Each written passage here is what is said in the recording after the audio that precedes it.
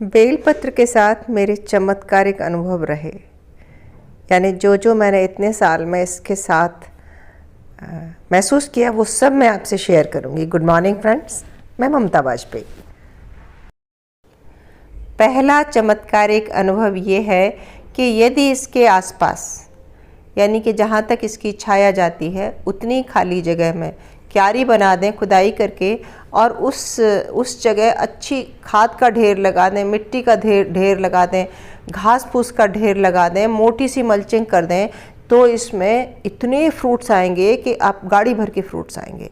ऐसा मैं क्यों कह रही हूँ कि ये पेड़ जहाँ है वहाँ मेरी क्यारी थी और मैं उसके नीचे कंपोस्ट बनाती थी। तो उस समय मेरे आसपास जानवर बैठते थे एक पार्क में, तो हम गोबर भी इकट्ठा करते थे। तो गोबर, धान की भूसी, सूखे पत्ते और किचन का कंपोस्ट कचरा था, वो सब मिला के मैं इसके नीचे जब वो बनता था कंपोस्ट, तो उस कंपोस्ट का जो भी कंपोस्ट वेस्ट या कंपोस्ट टी कहें, रिस के मिट्टी के द्वारा इसके नीचे जाती थी तली में, और इसने ऐसे फ्रूटिंग की जैसे किसी ने कोई हार्मोन डाल दिया हो, लद गया पेड़ फूलों से।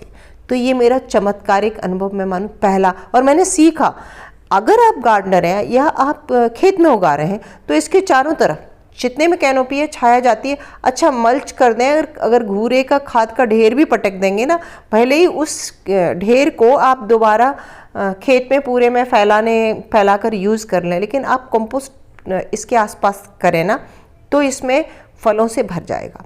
अब दूसरा चमत्कारिक अनुभव बताती हूँ कि मैंने बाद में ये हुआ कि हमारी वो क्यारी मिटा दी गई। जहाँ ये पेड़ था इसके तने के आसपास पूरे ब्लॉक लग गए, और आगे का हमारी बिल्डिंग के आगे हमने फर्श बनवा दिया, नीट एंड क्लीन कर दिया।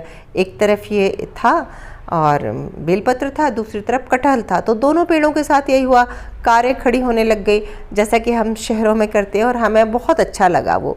और तब हमें ये अंदाज़ा नहीं था कि इसके नीचे हम खाद बना रहे हैं इसलिए ये फूला है। हम तो सोच रहे थे बस ये सारे पेड़ ऐसे ही फूलते हैं।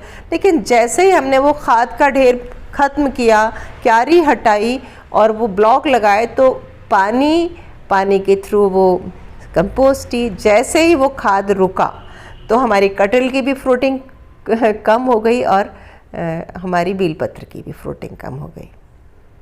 तो दो अनुभव हमने सीखे, और चूँकि मैंने बेलपत्र के साथ सीखे हैं, हो सकता है कि ये दूसरे आम वगैरह पौधों के साथ भी होता हो। आप लोग अगर कभी भी बेलपत्र उगा रहे हैं तो आप ये नोटिस करें कि इसके आसपास पक्का नहीं करा है। हमारा तो मजबूरियाँ थी तो हो गया। इसके नीचे कितना जगह कच्ची रखनी है जितनी इसकी कैनोपी की छाया जाती।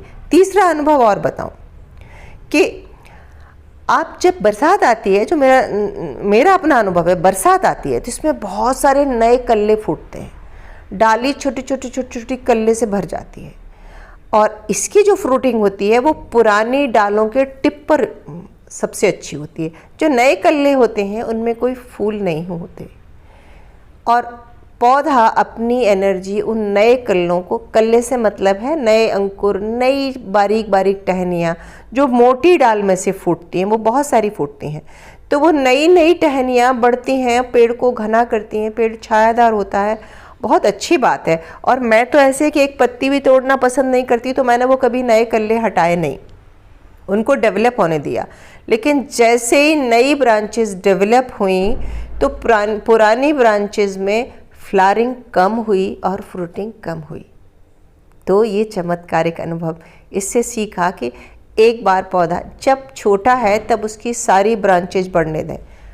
5 से 7 साल का पौधा हो गया, उसने संपूर्ण आकार ले लिया है, तब उसकी बड़ी बड़ी मेन 4-5 ब्रांचेस रखें, और जो उन मोटी ब्रांचेस में से नए कल्ले फूट रहे हैं, वो फिर कटहल का पेड़ हो या बेलपत्र का हो, मैं तो बेलपत्र ही कहूँगी क्योंकि मेरा अनुभव उसी के साथ है, वो नए कल्ले हटा देना चाहिए।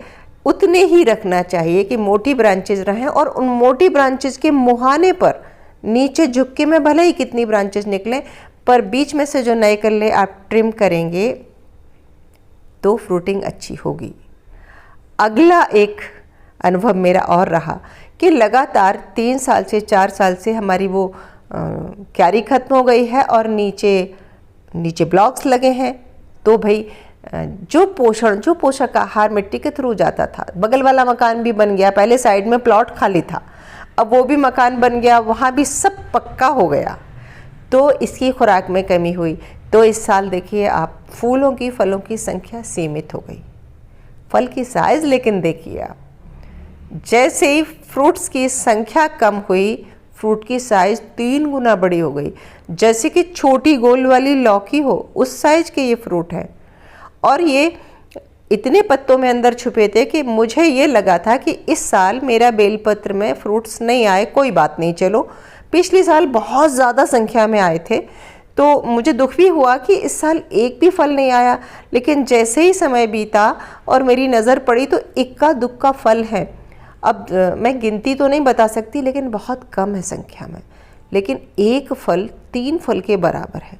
तो मेरा चमत्कारिक अगला 4 चमत्कारिक अनुभव ही मेरे हैं कि अगर फ्रूट्स की संख्या कम हो तो उनकी साइज़ ज़्यादा हो जाती है। फ्रूट्स की संख्या कम क्यों हुई ये मैं बता चुकी, और ये एक मेरा भोगा हुआ ज्ञान है। वैसे ये कृषि का मनोविज्ञान है, कृषि विज्ञान है शुद्ध, और आपकी समझ में आ गया होगा, और ये जानकारी मेरी अच्छी लगी हो तो फिर कमेंट करके ज़रूर बताएं। और हाँ, क्या आपके यहाँ भी कहीं बीलपत्री है?